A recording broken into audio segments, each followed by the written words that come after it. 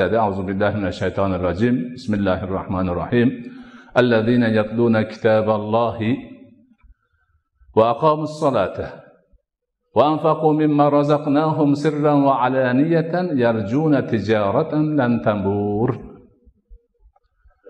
Allohning kitobini tilovat qiladiganlar, namozni qoyim qiladiganlar, biz ularga rizq berib qilib bergan narsalarimizdan maxfiy va oshkora ravishda nafaqa, xayri ehson qiladiganlarni kasodga uchramaydigan tijoratdan umidlari bor deydi.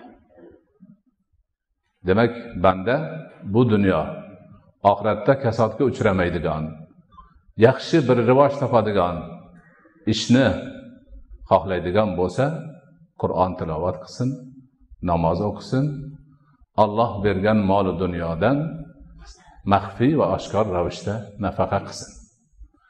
Ana shu 3 sifatni avvalida birinchi o'rinda Qur'on tilovati kelishi ham bejiz emas. Shunga o'xshagan oyatlar qator keladilar.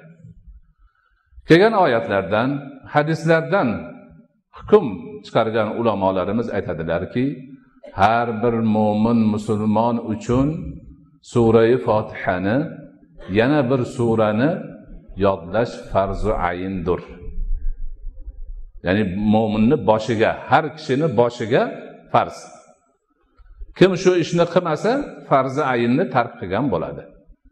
Chunki namoz o'qishga kerak. Alhamdulillah, Sura-i Fotiha kerak, yana bitta zam sura kerak.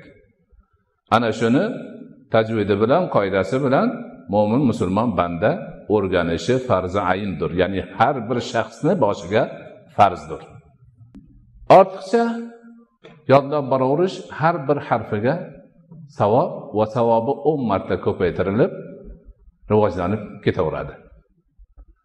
Yodlagan harfi, so'zi, oyati, surasini miqdoriga qarab mo'minning, musulmonning obro'si ortib boraveradi.